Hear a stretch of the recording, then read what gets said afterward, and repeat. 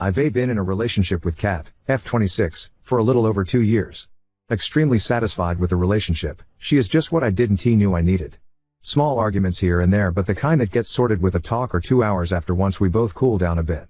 She really liked a photo montage I did of our vacations, so I was thinking on doing one from since she was born until the first photo we will take when she moves in with me in February, when her lease will end. For that I needed old photos of her, so I asked her, saying it was for a project. She gave me an external HD, said the folder marked memories would be filled with all her photos, but they would be out of order, and that there would be photos with her ex-BF from a summer trip they did overseas that she kept for the memories of the trip itself. Yesterday I sat down to start checking the photos. There are a lot of them and they are all out of a specific order, so I was just picking at random. As I was scrolling down I saw a folder in the middle of the images. Weird name, it had a few brackets and random numbers with letters but showed it had content in it. I opened it, 2 images and 1 video. The images were a screenshot of some shoes on a shopping app and a selfie with a thumb covering the half the lens. Then I get the video. Short, 53 seconds, first 7 or 8 seconds is someone fumbling with what I expect to be a phone. Then the camera moves down and it is Kat back, naked. With the movements and sounds is obvious that this is her having sex with someone. To be clear, this is not proof of cheating. She has a back tattoo to which she has been adding through the years. On the video it is less complete than when I met her and her hair is very short. Checking by other photos I would say she was either 18 or 19 years old at the time. Now, we both know that neither of us was a virgin when we met. Still, it is a little bit unsettling to me to get that knowledge imprinted on my brain with visual aids. OFC, she is not doing anything wrong, but there are 3 things running wild on my mind. First, she was wearing what I can only describe as crotchless panties with a bunny tail to the side. At one point I could see what it looked like, a small whip, similar to what the jockeys use. She never showed any inclination for this kind of thing with me, but what is really bothering is that at one point I can see that her right wrist has a handcuff, the kind with fluffy pink hair around, with the other handcuff open at the side. This is bothering me because she absolutely hates to be held in any way by her wrists. First time I did it during sex, she literally tensed and froze on the spot to the point that I stopped what I was doing to check on her. She told me to never do it again. I actually told her to give me a safe word that night so that if I ever did something that she wasn't comfortable, just say the word and I stop. Fortunately never had to use it to this day. Now my mind is trying to make sense of it and I am getting concerned that she doesn't trust me for some reason, at least not to the point she seems to have trusted this guy. Second, the existence of the video itself. She loves taking photos but nothing overly sexual, just some sexy outfits, but even those aren't what I would call too much skin. She is actually pretty flirty and sometimes inappropriate when texting or speaking over the phone, but she told me once to forget any nudes or videos. She won't send them nor let me take them. Really don't mind, I rather see everything live. And now I see a video. Third, and what is bothering the most. I'm almost 100% sure the guy is a friend of hers, Mark M26. At the end of the video, when he goes to shut the recording, he pointed the camera to his wrist. There is a tattoo there that is the same as Mark's. I highly doubt she met 2 guys with the same tattoo in the same place. And they have been friends since first year of college, so it matches the time frame. This is not someone that I am gonna say, oh, they are BFF, they are always together, spend time alone in their apartments. They see each other maybe once a month when their group gathers for dinner or drinks. I actually go with her more often than not. I've been going crazy trying to replay their interactions, looking for any signs that I may have missed of something other than friendship, but honestly, I am coming up empty. He also has a GF and he looks at her the same way I look at mine. I don't expect Kat to tell me every hookup and relationship she had in the past, but with someone that she sees with some regularity I would expect an heads up of some sort, especially because it seems more than just a casual thing, looking at the all setup. This is driving me mad. My actual brain knows she has done nothing wrong and that I am probably overreacting, but my body stress response right now is through the roof. I know that I need to speak to her tomorrow, before I let this pen up more. Already had a bad night's sleep. Tonight I don't expect it to be better, and I am concerned that having this conversation without a clear mind may actually cause issues that I really don't want to have. And honestly, I am a bit scared to go deeper into this rabbit hole. Jesus, what a rant this has become. Sorry for the wall of text, seems I had more to vent than I thought. How do I approach this conversation tomorrow? Edit. Now, maybe my English isn't as good as I hoped, because I honestly do not understand the amount of people with the idea that I want to do BDSM with my GF and that I am salty about she doing it with someone else. Never did, it is not something I can see enjoying, so I would only do it to an extent if I was asked. My issue is, if she is interested in this, why hasn't she approached the subject in a 2-year relationship? And it doesn't help the matter that this doesn't seem to be an ex but one of her friends, which either is in fact an ex and she hid that from me when we talked about past relationships in the beginning of our own, or had a FWB situation or whatever else happened there. Is the not having context to the video that is causing my mind spinning, and that is why I need to speak with her before the dam burst, and that is why I reached out for advice to at least not making this shit worse than it already is. And no, I didn't went through her phone to get pictures. I asked her for pictures, she gave an external HD and told me in which folder to get them. The HD had other folders, I didn't open them. The video was inside a strangely named folder inside the memories folder. I am talking to her tonight, after she comes back from work. She already knows something is not right. I couldn't sleep yesterday and she came back to see why I wasn't in bed that late. This morning she checked on me. You are not yourself the last 2 days. Is there something going on? I just told her that I am feeling stressed without an apparent reason and not to worry. No point on a conversation before she leaves for work. Can say that I'll update this today after we talk, as I don't think I'll have the mind for that, but I guess I'll eventually say something. For now I'm going offline. Only she can tell you why she did those things with him but not with you, but from the little explanation you gave, I'd say it's most likely either A, she tried it with him and hated it, or had a terrible experience and never wants to do it again, or B, she never wanted to try it but convinced herself or had someone convince her she had to do it for him, but she didn't want to or had a bad experience. Either way, it's much more likely that she actually trusts you not to push her boundaries and less likely that she doesn't trust you enough to let you grab her wrists. The worst thing you can do now is overthink this. She gave you the drive, you stumbled across this video. Shit happens. You should be able to talk to her about this. You can ask who the guy is. You can ask about the kink stuff. You can ask. She should be able to have a mature, if extremely awkward, conversation about it. Depending on the situation with point 2. She may not want to answer all the questions, but you should be able to have enough of a conversation to quiet your concerns a bit. Honestly, I've had super uncomfortable conversations with my partners about things I've heard / seen / thought that have made me insecure. They suck. They're awkward. But they're important. Whether or not she can have a conversation with you about that is way more important than the actual circumstances of that video. Bonus point 4. People change as they get older, and that includes taste in sex. Not everyone who wears ripped skinny jeans at 18 will want to wear them at 26. It is normal for people to experiment with things or even enjoy things when they're younger that they want nothing to do with as they get older. The most likely reality is that it has nothing at all to do with you. Update 1. The advice of listening to her instead of turning the conversation into an interrogation that was pointed to me by several people prevented me to actually complicate our talk.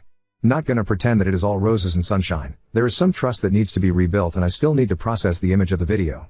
It is still fresh, so my brain keeps pushing it forward, but I feel that I just need some time to let my brain shake it off. The original post was long. This update might be a bit as well. She read this before I posted, so all I've written was with her consent. Got a call from an old friend of mine to check up on me because my GF had called him worried about my behavior of the last 2 days. When I said it was something that I would need to talk to her, he said, "That is fine, just remember that Kat is not Mary, an ex of mine. Don T, bring that baggage with you. If you have an issue, talk it out, but Don T, put on your GF someone else's blame." It was like a light switch that flipped.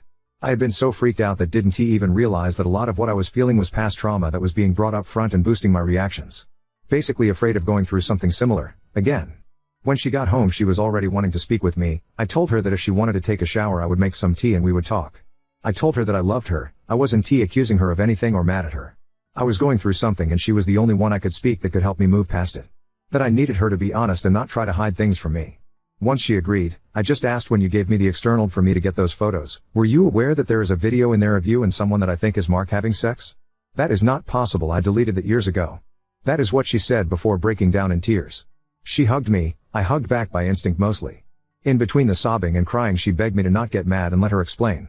I repeated that I wasn't mad, I would hear what she wanted to say, she just needed to be honest with me. Once she calmed down she told me that it happened around 3 weeks after her 19th birthday. She had broken up with her high school BF about 2 months prior. They were both pretty drunk hanging out at her apartment living room after a night out and things just escalated into physical. She said that in the next morning they both felt extremely self-conscious about the all thing.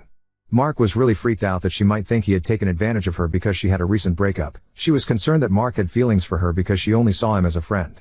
They ended up agreeing that it was a drunken hookup that none of them wanted to follow up on. At one point Mark asked her if she remembered making a video. They checked both their phones and there was a video and photo on her phone that she deleted then. She never saw them again and believed them to be gone. According to her they even avoided each other for the next couple of months because of the awkwardness and nothing else happened. I had been watching her while she spoke. She kept eye contact while speaking, seemed tense but nothing unexpected. All in all I saw no reason not to believe her. The handcuffs and all? Joke birthday gift from her girlfriends, it just happened to be there when they went to the room and they thought it would be fun to open the set. We only talked about this yesterday. At the time I had other more pressing questions. As for not telling me in the first place, when she started dating her ex, Mark was out of the country so she never mentioned that happening to her ex. When Mark came back, her ex was already showing signs of being jealous and controlling without much reason, so she decided no to throw gasoline into the fire. Mark started dating a girl and mentioned that they had been together once a long time ago because she asked. His GF told her ex-BF in the middle of a group outing. Her ex exploded, she ended up breaking up with him, things went a bit out of control to the verge of harassment/stalking. Mark relationship imploded sometime later because the girl saw Kat breaking up with her ex as proof that she has feelings for you and became a bit crazy. She never told me because, in the beginning she wasn't sure how I would react and was afraid I went her ex path, and by the time she figured I wouldn't go that path it had been so long that she just let it go. She apologized, admitted that was a bad call on her part and should have told me and let me decide how comfortable I was with it.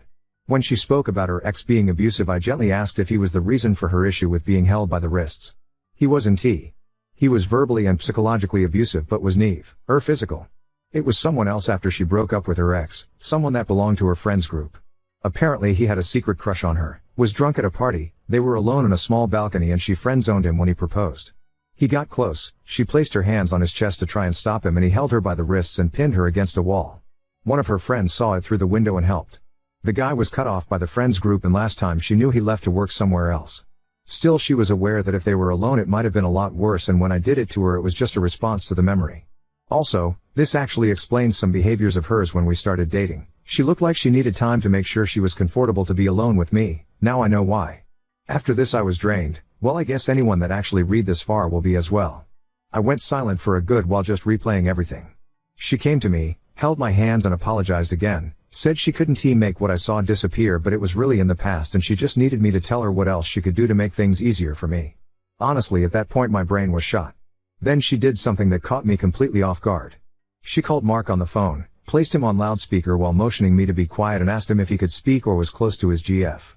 His reply was, to me telling, he said that is an odd thing to ask, I am alone, is something wrong? She told him that I had seen the video. Basically, the entirety of the conversation confirmed everything she told me, I didn't say anything so he didn't knew I was listening. After freaking out with I saw you delete that shit, he referred to it as a one-time meaningless thing and a drunk hookup that keeps coming back to haunt us. Was also worried that I would tell his GF like my crazy ex. So after all this she asked me if I needed space but I told her I wanted her near. If she didn't want to be with me in bed I could sleep in my study but she wanted to be close as well. We spent yesterday together, didn't go to the party as it was planned, talked and just kept each other close. She and Mark will take a break on their friendship, he told his GF, which took it better than me, but they decided some distance is better at this point. My GF also offered to only go out with the group with me present regardless of Mark being there or not.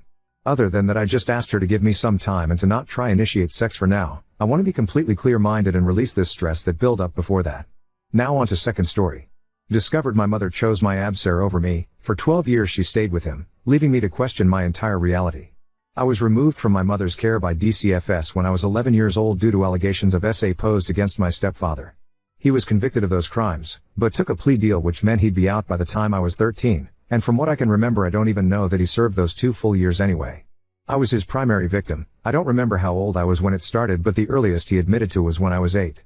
I don't know if my mom knew before DCFS got involved or if she found out afterwards, but now I don't think it would have mattered to her if she was aware. After being put into temporary custody of the state while the legal issues were sorted out, eventually I was placed with a relative and her husband, who later adopted me when it was clear my mother wouldn't be getting me back. My adoptive parents put me in therapy, got me the help I needed, did everything they could to make me feel safe again. Something they never prevented me from was speaking to my mother. I was always able to call or text her, and she was always allowed to come visit me but I could never go and see her. I didn't really question it as a kid, I assumed it was some stipulation the courts made. I believed growing up that the reason my mom hadn't gotten me back was because of neglect I guess. I assumed that the court thought it was partly her fault that I had been left unattended with that man so often, or that it took someone else noticing I was physically injured for something to be done about it. My adoptive parents never challenged these assumptions I had, and they always told me that they would never stop me from having a relationship with my mom so long as that's what I wanted. Once I turned 18 my mom and I started talking more frequently but we didn't see each other in person often. I never really thought much of it at first but as the years went by I started questioning the circumstances of my removal and subsequent adoption. I was confused as to why a woman with no prior issues with the law would have had her child taken from her in such a cut and dry way. I decided to ask my adoptive parents about it, and they very gently informed me that my mother was told that in order for her to regain custody of me, her husband, my abuser, would be required to leave the home, and could not under any circumstances come near me. Not only because he was an offender but because I was the victim. My mother evidently could not meet these conditions, and so I was adopted by my relatives. When I worked up the courage to ask my mom if it was true, she didn't deny it. She told me she loved him. That he was a good man who made a mistake. They said that she could have her daughter or she could stay with her husband, and so she chose him. She picked him over me. I don't even know what to do with the things I'm feeling now. I feel sick just thinking about it. She's my mother, and she knew what he did. He was convicted of sexually abusing her 11-year-old child, and she refused to leave him. For the past 12 years she has willingly slept in a bed next to the man that assaulted her daughter. She has stayed married to the man who hurt me.